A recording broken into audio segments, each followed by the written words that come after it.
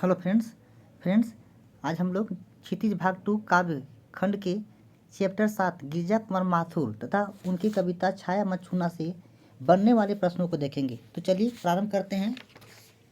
पहला प्रश्न है, गिरिजा कुमार माथुर का जन्म कब हुआ था? गिरिजा कुमार माथुर का जन्म कब हुआ था? तो 1918 ईस्वी में हुआ था। गिरिजा कुमार माथुर का जन्म कब हुआ था? तो गिरिजा कुमार माथुर का जन्म जो है 1918 ईस्वी में हुआ था।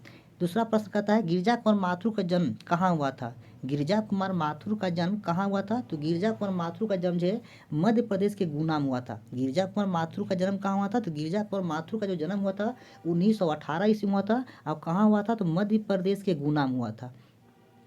मध्य प्रदेश के कौन से स्थान पर हुआ था? तो गुना में हुआ था। तीसरा प्रश्न है, गिरिजा कुमार माथुर की प्रारंभिक शिक्षा कहाँ हुई थी? गिरिजा कुमार माथुर की प्रारंभिक शिक्षा कहाँ हुई थी? तो गिरिजा कुमार माथुर की प्रारंभिक शिक्षा उत्तर प्रदेश के झांसी में हुआ था। गिरिजा कुमार माथुर की प्रारंभिक शिक्षा कहाँ हुई थी? तो गिरिजा कुमार माथुर का जो प्रारंभिक शिक्षा हुआ था उत्तर प्रदेश के झांसी में हुआ था। कहाँ हुआ था? उत्तर प्रदेश के झांसी में हुआ था। नेक्स्ट प्रश्न है, गिरिजा कुमार माथुर ने किस विषय से एमए किया था? ना एमए किया था। गिरिजा कुमार माथुर ने किस विषय से एमए किए थे? ठीक है, तो क्या हो जाएगा? हो जाएगा अंग्रेजी ना, अंग्रेजी। गिरिजा कुमार माथुर ने किस विषय से एमए किए थे? तो गिरिजा कुमार माथुर जो है अंग्रेजी विषय का किए थे, वो एमए किए थे। नेक्स्ट प्रश्न है, गिरिजा कुमार माथुर ने एमए अंग्रेजी तथा एलएलबी की उपाधि कहाँ से प्राप्त की थी? गिरिजा कुमार माथुर जो है अंग्रेजी में आपका अंग्रेजी से आपका एमए किए थे तथा एलएलबी की उपाधि धारण किए थे। तो ये उपाधि इनको कहाँ से प्राप्त हुआ था? तो लखनऊ से ना। आपका 5 का क्या हो जाएगा? तो ऑप्शन आपका सी हो जाएगा। कहाँ से प्राप्त किए थे? तो आपका लखनऊ हो जाएगा।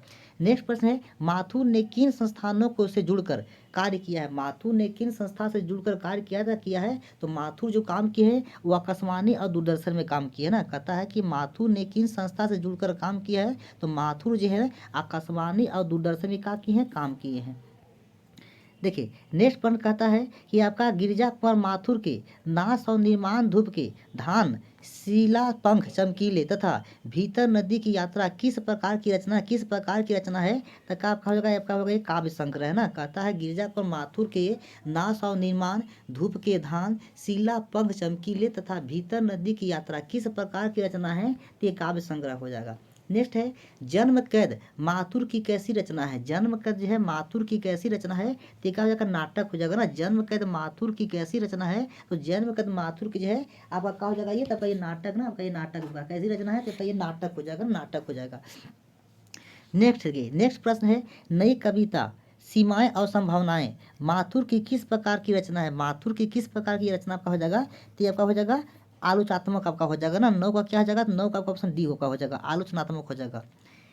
नेक्स्ट प्रश्न कहता है कि माथुर किस मिजाज के कवि थे? माथुर किस मिजाज के कवि थे? तो माथुर रोमानी मिजाज के कवि थे। माथुर किस मिजाज के कवि माने जाते हैं? तो माथुर जो है वो रोमानी मिजाज के कवि माने जाते हैं।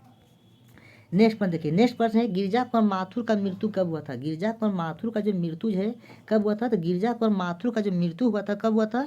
तो 1994 ईस्वी में हुआ है। कब हुआ है? 1994 में किसका मृत्यु हुआ था? तो गिरिजा कुमार माथुर का मृत्यु हुआ था। नेक्स्ट प्रश्न है, छाया मत छूना कविता के माध्यम से कवि ने जीवन में किसकी उपस्थिति को दर्शाया है? कहता है छाया मत छूना कविता के माध्यम से कवि ने यानी गिरिजा कुमार माथुर ने ना जीवन में किसकी उपस्थिति को दर्शाया है? तो 12 का आपका डी हो जाएगा। इसमें सुख और दुख की उपस्थिति को दर्शाया गया ना। छाया मत छूना कविता में माध्यम जो है कवि जीवन में किसकी उपस्थिति को दर्शाया है? तो सुख और दुख की उपस्थिति को दर्शाया है। नेक्स्ट प्रश्न है, अपने अतीत को याद करने से मन कैसा हो जाता है? अपने या अतीत मतलब बीता हुआ होता है। अपने बीते हुए समय को याद करने से कवि का मन कैसा हो जाता है? तो कवि का मन क्या होता है? दुखी हो जाता है, दुख हो जाता है। ठीक है। नेक्स्ट है, सुख दुख के पहिए की तुलना किससे की गई है? सुख दुख के पहिए की तुलना किससे की गई है? तो सुख दुख के पहिए की तुलना जो है चांदनी रात के बाद आने वाली अमावस्या से की गई है ना। कहता है सुख दुख के पहिए की तुलना किससे की गई है? तो सुख दुख के पहिए की तुलना जो की गई है चांदनी रात के बाद आने वाली अमावस्या से की गई है। किससे की गई है? तो चांदनी रात के बाद जो आती है अमावस्या उसी से की गई है। नेक्स्ट प्रश्न कहता है कि शरद पूर्णिमा के सौंदर्य को कौन बढ़ाता है? कहता है शरद पूर्णिमा के सौंदर्य को कौन बढ़ाता है? तो शरद पूर्णिमा के सौंदर्य को कौन बढ़ाता है? तो शरद पूर्णिमा के सौंदर्य को कौन बढ़ाता है? शरद पूर्णिमा के जो कहता है शरद पूर्णिमा के सौंदर्य को कौन बढ़ाता है? तो चांद बढ़ाता है। शरद पूर्णिमा के सौंदर्य को कौन बढ़ाता है? शरद पूर्णिमा के सौंदर्य को जो है चांद बढ़ाता है। नेक्स्ट प्रश्न है, बसंत के सौंदर्य को कौन बढ़ाता है? बसंत के सौंदर्य को कौन बढ़ाता है? तो फूल बढ़ाता है ना। 16 क्या हो जाएगा? तो सी आपका हो जाएगा, फूल आपका हो जाएगा।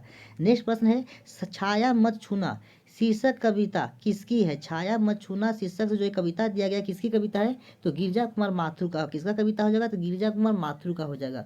नेक्स्ट प्रश्न कहता है कवि के अनुसार छाया को छूने से क्या होता है? कवि के अनुसार जो है छाया को छूने से क्या होता है? ठीक है, तो कवि के अनुसार कहता है छाया को छूने से क्या होता है? तो आपका दुख की प्राप्ति होता है ना। कवि के अनुसार छाया को छूने से क्या होता है? तो दुख की प्राप्ति होता है। ऑप्शन आपका बी हो जाएगा। नेक्स्ट प्रश्न है यामिनी का अर्थ क्या होता है? यामिनी का अर्थ क्या होता है ना। यामिनी का अर्थ क्या होता है? तो चांदनी रात होता है ना। यामिनी का अर्थ क्या होता है? तो यामिनी का जो अर्थ होता है वो चांदनी रात ना, चांदनी रात होता है। नेक्स्ट प्रश्न है द्विधा की अधिकता के कारण कवि को क्या दिखाई नहीं देता? द्विधा की अधिकता के कारण कवि को क्या दिखाई नहीं देता है? तो 20 का आपका ए आपका हो जाएगा पंथ दिखाई नहीं देता है ना। द्विधा की अधिकता के कारण कवि को क्या नहीं दिखाई देता है? तो पंथ दिखाई नहीं देता है।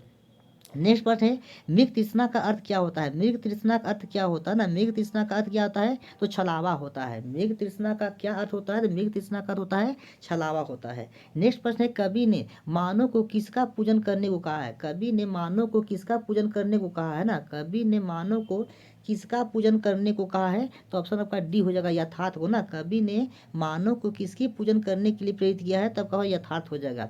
नेक्स्ट प्रश्न है प्रस्तुत कविता में हर चंद्रिका में क्या छिपी होने की बात कही गई है? प्रस्तुत कविता में हर चंद्रिका में क्या छिपी होने की बात की गई है? तो काली रात की छिपी होने की बात की गई है ना। क्या छिपी होने की बात की गई है? तो काली रात आपका हो जाएगा। चलिए नेक्स्ट प्रश्न देखते हैं। देखिए नेक्स्ट प्रश्न कहता है कि जीवन में सुहावनी चीज़ें क्या है? जीवन में सुहावनी चीज़ें क्या? जीवन में जो है सुहावनी किसको बताया गया है? ठीक है, तो ये ऑप्शन आपका हो जाएगा आपका डी हो जाएगा सुरंग सुधिया को ना। सुरंग सुधिया को जो है जीवन की सुहावनी चीज़ बताया गया है ना। कदा सुरंग सुधिया को जो है जीवन की आपका जो है सुहावनी चीज बताया गया है। नेक्स्ट प्रश्न कहता है कुंतल का क्या अर्थ होता है? कुंतल का अर्थ होता है लंबे केस होता है। कुंतल का क्या अर्थ होता है? तो कुंतल का अर्थ होता है लंबी केस होता है, लंबे केस होते हैं। नेक्स्ट प्रश्न है छवियों का चित्र गंध किस प्रकार की है? छवियों का चित्र गंध किस प्रकार की है? तो 26 का आपका हो जाएगा सी हो जाएगा। 26 का सी हो जाएगा मन भावनी हो जाएगा ना। कहता है छवियों का चित्र गंध किस प्रकार की है? तो मन भावनी यानी मन को भावने वाला हो जाएगा। देखिए नेक्स्ट प्रश्न कहता है कि प्रस्तुत कविता में किसका वर्णन करने की बात की गई है? प्रस्तुत कविता में किसका वर्णन करने की बात की गई है? तो 27 का आपका बी होगा भविष्य का ना। कहता है प्रस्तुत कविता में किसका वर्णन करने का ना बात की गई है? तो भविष्य का वर्णन करने की बात की गई है। किसका वर्णन करने की बात की गई है? तो भविष्य हो जाएगा। नेक्स्ट प्रश्न है पथ न दिखने पर साहस कैसा होता है? कहता है पंथ, कहता है पंथ न, कहता है पंथ न दिखने पर साहस कैसा हो जाता है? तो पंथ नहीं दिखने साहस कैसा होता है? ठीक है, तो दुविधा हत हो जाता है ना। पंथ नहीं दिखने पर जो है साहस कैसा होता है? तो ऑप्शन बी हो जाएगा दुविधा हत हो जाता है। नेक्स्ट प्रश्न है रस बसंत से क्या अभिप्राय है? रस बसंत से क्या अभिप्राय है? तो सुखमय जीवन हो जाएगा। ऑप्शन क्या आपका हो जाएगा? ए हो जाएगा सुखमय जीवन। रस बसंत का अर्थ होता है सुखमय जीवन होता है। नेक्स्ट प्रश्न है कवि के अनुसार छाया को छूने से क्या होता है? कवि के अनुसार जो है छाया को छूने से क्या होता है? तो ऑप्शन का बी हो जाएगा, बी हो जाएगा दुख की प्राप्ति होता है। कवि के अनुसार छाया को छूने से क्या होता है? तो कवि के अनुसार छाया को छूने से क्या होता है? तो दुख की ना, दुख की क्या होती है? प्राप्ति होती है। नेक्स्ट प्रश्न कहता है कवि ने किसे छूने से मना किया है? कवि जो है किसको छूने से मना किया? कवि ने किसको छूने से मना किया है? तो कवि ने ना किसको छूने से मना किया है? तो छाया को है ना। ऑप्शन क्या होगा? ऑप्शन होगा सी हो जाएगा। कवि ने किसे छूने से मना किया है? तो छाया को छूने से किया है, मना किया है। नेक्स्ट प्रश्न है जीवन में कैसी यादें फैली हुई हैं? जीवन में कैसी यादें फैली हुई है? तो सुखों का मोहक ना। कहता है जीवन में कैसी यादें फैली हुई है? तो सुखों की मोहक ना हो जाएगा। नेक्स्ट प्रश्न है जीवन में कौन से क्षण को व्यतीत हो जाना है? कहता जीवन में कौन से क्षण को व्यतीत हो जाना है? ठीक है, तो 34 का ऑप्शन आपका डी हो जाएगा सुख का क्षण ना। कहता जीवन में कौन से क्षण को व्यतीत हो जाना है? तो सुख का क्षण क्या होता है? इसे बीत जाता है। नेक्स्ट और अंतिम प्रश्न है चांदनी किसका प्रतीक है? चांदनी किसका प्रतीक होगा? चांदनी किसका प्रतीक है? तो आपका चांदनी का हो जाएगा प्रेम भरे क्षणों का प्रतीक है। चांदनी किसका प्रतीक है? चांदनी जो है ये प्रेम से भरे क्षणों क्या होगा? प्रतीक हो जाएगा। तो आपका गिरजा कुमार नाथ माथुर से बनने वाली ये का प्रमुख कुछ प्रश्न थे। इसी तरह का आप वीडियो को देखने के लिए चैनल को लाइक सब्सक्राइब शेयर अवश्य करें। थैंक्स।